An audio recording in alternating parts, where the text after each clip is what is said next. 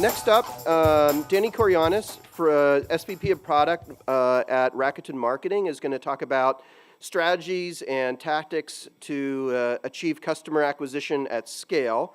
So I've been following Rakuten as a company, its charismatic founder and CEO, Hiroshi Mikitani, since back in 2005 when they kind of came on the scene in the US when they acquired Linkshare.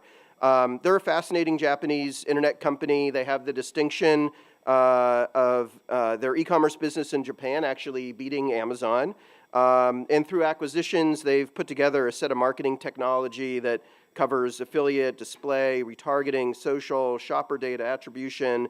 I'm sure we'll hear even more than that. Danny's going to be talking about how retailers can use smart acquisition to compete with Amazon. He joined Rakuten in 2012 when they acquired MediaForge. He was their VP of product there. And he was brought on to oversee product across all of Rakuten Marketing in 2013. And before MediaForge, he kind of developed his industry acumen at eBay and Yahoo, and his sense of humor from his first career as a stand-up comedian here in New York City. So please join me in welcoming Danny. Actually, I'm really excited to talk to you guys today. I love getting all these smart people in a room, colleagues, peers, and just talking about some of the challenges that face us.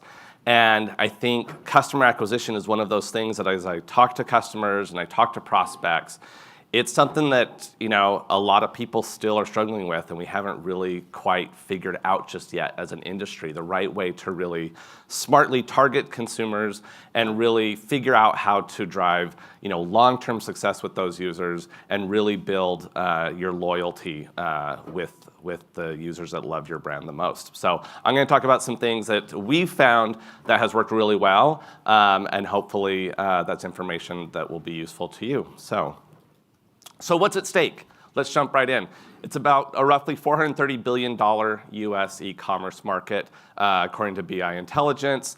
You can see this is split out here between PC commerce and mobile commerce. So this is just online. It's not representing retail, and these are just where purchases are happening. So even though I think most engagement and activity today is happening on mobile, we've certainly seen mobile activity eclipse the desktop. The majority of purchase activity is still happening in PC. But still, it's a big opportunity. You can see by 2020, they're looking at about a $600 billion US e-commerce market. So there's a lot at stake, right? But there's one company that really aims to rule the world here. And actually, this data is a little bit outdated. This is from December 2016. And I think when I just looked, this company over here on the left, their market cap today is roughly $500 billion, almost twice the next top 8 largest retailers in America. So you can probably imagine who that company is. It's Amazon, no surprise.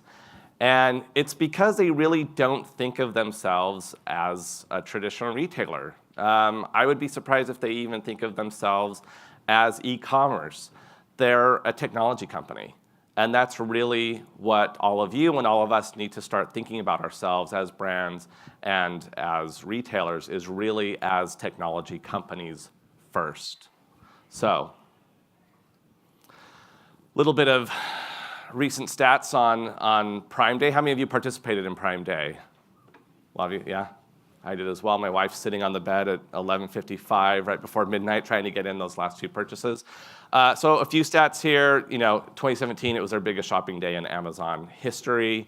60% year-over-year sales growth. 3.5 million toys were purchased worldwide on Prime Day. And of course, the Echo Dot being the most popular item. The stat that's not represented here that I thought was the most interesting that I saw come out of this was actually that Prime Day this year was actually bigger than last year's Black Friday and Cyber Monday combined, which that just blew me away. 2 of our traditionally largest holiday shopping times, Prime Day beat that this year. So they're doing something right. But not all is lost. It's not all doom and gloom. There's ways we can catch up. And so this is really just mostly to set the stage for what you need to do to really combat that Amazon effect. And for me, what I think is the most important thing is user acquisition. So my marketing team pulled this quote here. What's the most important asset that you have? Never forget what you are, for surely the world will not. Make it your strength. I think that's from Star Wars. No, clearly from Game of Thrones. But what does that mean? How does that translate to your business? What's the point of this quote? What's your unique asset, right? What's your unique thing that only you as a marketer, you as a retailer, you as a brand have that you can bring to the table that's differentiated from what Amazon can do? And get that in front of your customers before Amazon does, because they're trying to steal everybody's share of wallet, and they've got a lot of scale to do that, but they can't replicate what only you have, which is your unique brand identity. So, like I said, the key is new customer acquisition. So I'm going to talk through a few examples here. How to reach valuable new audiences, drive new customers to your site, and utilize proper attribution methodology. These are the three key ingredients, or the three pillars that we found that really lead to a successful, healthy new customer acquisition campaign.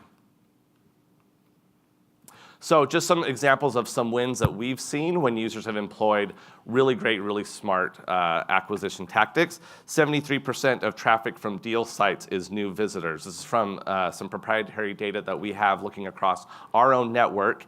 84% of traffic driven by influencers is new site visitors. So I don't know how many of you are leveraging influencers as a way to reach out to new customers, but we're finding that influencers are really becoming a key part of the new customer acquisition mix. 50% lower CPA when unique data is used in display prospecting. And I'm going to talk a little bit about what I mean by unique data. There's obviously lots of data out there on the market that you can use to find customers, but we're finding that there's some really unique new ways that we can leverage data. And then 53% of all influencer touch points are first in the average customer journey. So when you look at that complete path to purchase, most of the influencer touch points are happening that first time. So that influencer is really key in introducing your brand to new customers. So how do we know this? Scott talked a little bit about Rakuten. Like he said, our roots in e-commerce in Japan, we're larger than Amazon there, but we're really a global brand. We work on the Rakuten Marketing Services side with roughly 2,500 advertisers, 150,000 publishers in our affiliate network. That's where we get all of that influencer data.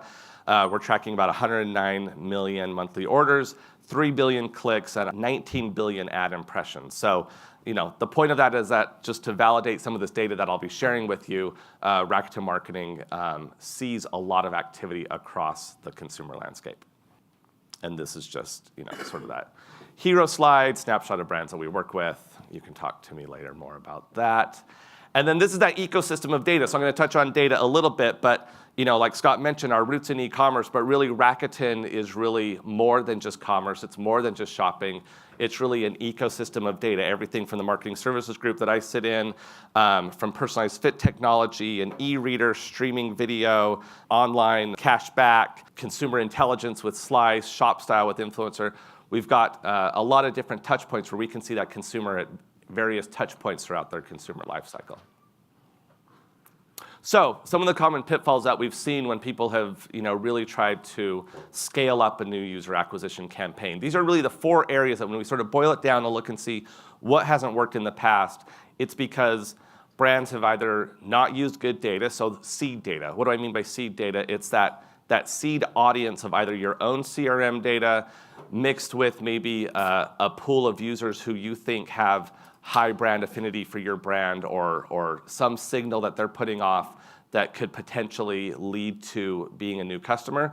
But getting those data signals wrong, that bad seed data, when you try to scale it and create lookalike models, it's just throwing bad after good. Last click measurement. A lot of people still hung up on last click measurement, which is fine for some channels. for a lot of that lower funnel activity, that might be the best way to measure. But really, last click measurement is a holdover from the days of how we did website analytics. Website analytics is not the best way to measure an effective marketing campaign.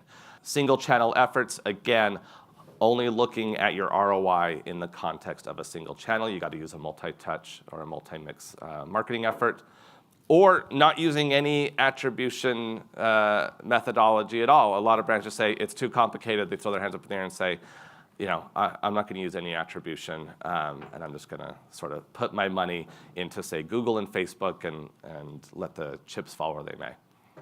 None of you are doing that, though, right? No. So I mentioned earlier unique data, so I wanted to dive in a little bit about, what do I mean by unique data? So I look at data sort of on 3 different axes. There's first-party data, which nothing is better than your own CRM. Nothing's better than your own first-party data that you have. That's probably your most valuable data asset. But if you look at it on this scale of quality versus availability, well, that first-party data quality is really high, right? I mean, those are your customers that you know most about. The problem with it, it's scarce. You don't have a lot of it unless you're Amazon, maybe Walmart. But even then, you've got to attract new users. So it's a finite pool that you have to work with. So if we go further up the scale of availability, let's cut over to the far right. You have third-party data segments. So that's the Blue Kais of the world, the Oracle. There's lots of third-party data out there that's been available, at least in the programmatic world, for over a decade now. And offline in direct marketing, there's tons of data sources that have been available for decades. But again, some of that data, what's really behind some of those numbers? I think I've been somebody that's been in market for diapers for years. I have, not personally, not for myself. I should clarify that. I have an 8 and 6-year-old boy. We're not a household that's in market for diapers anymore, but I still see diaper ads. So third-party data is useful if you leverage that unique data set in the middle. That's where you can work with somebody who has a really unique second-party data set, where somebody, say, like a Rakuten, where we have commerce data across an entire spectrum. We are seeing user data holistically across all of those advertisers that we mentioned, all of those billions of impressions. We're seeing signals that are being put off through programmatic channels, through publisher relationships that we have, where we can pair that with your first-party data to create that seed pool. We would still leverage third-party data. You should still leverage third-party data to then expand on that, to do audience extension. But really what we've seen as sort of a risk or a pitfall that people have employed is just jumping right to leveraging third-party data without leveraging any of their first-party data as a signal, without leveraging a second-party unique data set to then start to scale up that signal. And they just jump right into a third-party segment and think that's going to drive new users. It's costly, and it's usually a lot of campaign waste.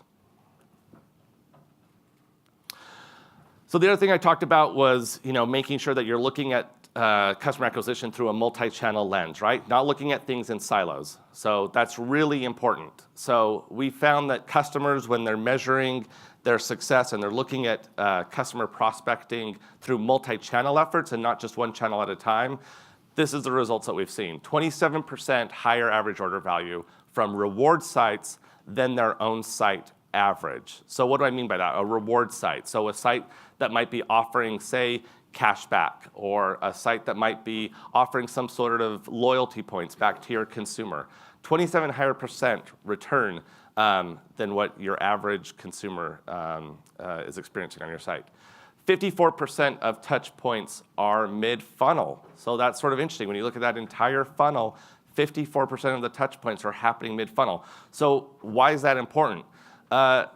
What we see a lot of times is customers want to dedupe the CPA across all their efforts. So when they're doing last click or last touch attribution, the problem is you end up not incentivizing multi-touch points to get that consumer to your site. If you're not rewarding those vendors or those publishers or those activities up the funnel, you're not going to incentivize these 54% of touch points that are mid-funnel. We found much higher conversion rates, a much lower CPA when there's multiple channels in the mix. And the only way you're going to get those multiple channels in that mix is if you incentivize, and you have to have a good attribution platform in place to do that.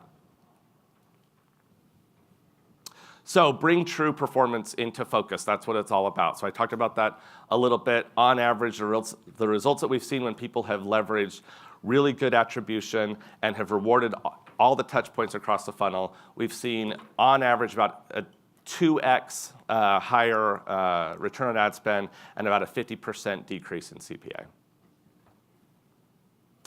But measurement is still a challenge. It's hard. I'll admit that. It's really difficult. I don't think most marketers or brands really have it figured out. If you look at some of this recent survey data, we found that 41% of marketers still say that determining the right KPI is a leading challenge. And a lot of that is influenced by other people outside of marketing. That might be procurement or finance or some other group within the company that's helping make those decisions. Maybe not helping so much though. 57% of marketers say cross-channel measurement and attribution are a priority for 2017. I'm not surprised. And 50% of US companies use multi-channel attribution. So that's great. That number's getting better. That's still a failing grade though, right? 50%. I think we can do much better than that. So last click is dead. I hear this all the time at conferences I go to. It's like, oh yeah, last click is dead. We're much smarter than that. We've moved beyond that. And then we say, okay, well, what are you using to measure campaign performance? And they say, oh, Google Analytics or Omniture. Oh, well, that's really interesting. Those are both leading last click measurement tools. To really achieve true prospecting performance, there's a lot more you got to look at than just one metric like last click. And so that's why it gets complicated. You need to look at things like site traffic, new to file activity, cost per engagement, cost per click, uniques reached, cost per visitor, time spent on site, lifetime value, click-through rate, new visitors. All of these dimensions are important. I'm not saying you have to start measuring them all at once, but start with 1, 2, 3. Start with a few of these to start augmenting what you've historically been doing, and you'll start to see much better results than you have in the past. So what I think is most important and why I wanted to pull this one KPI out is really lifetime value, I think, is so key for evaluating customer acquisition. And that's probably a no-brainer for some of you, but a lot of people just aren't looking at it, and it's really, really critical. You look at this data here that we pulled from some of our own attribution technology. We found that, with this example here, that red band indicates the initial revenue that was driven from that campaign. So with this one campaign, in this 1 month, about $20,000 in revenue was generated. If they would have just left it at that, calculated their ROI on that one metric, they probably wouldn't have continued to invest in prospecting. But then if you follow those consumers out, over 3, 5, 6, 7, 8 months, you see that return in total campaign revenue yielding from those consumers that are coming back to your site, it's exponential. So going back to the Game of Thrones slide, the importance of leveraging your own unique brand affinity. 27% of first-time purchasers will purchase a second time when they're brand loyal. 45% of two-time purchasers will purchase again. 66% of those who have purchased 5 times will purchase again. So you see those loyal purchasers, the more that you can get somebody hooked into your site and get them purchasing frequently, they become a repeat purchaser more and more over time and become much more loyal. So in closing, overcoming Amazon through successful audience acquisition, these are some of the things that hopefully you'll take away today. Utilizing unique data from your partners. It's really critical, not just jumping right into third-party data, but really finding a unique signal set to amplify your own first-party audience. Leveraging upper funnel metrics, not just focusing on last click. Implementing multiple tests and doing multiple targeting strategies across multiple channels. Don't just test in one channel, test across all channels. And then again, if you're not using any attribution, use real attribution, not website analytics, for a holistic view on performance. And that's it for me. We have a booth outside if you want more information on this. I'll be happy to chat with you later. Thanks a lot.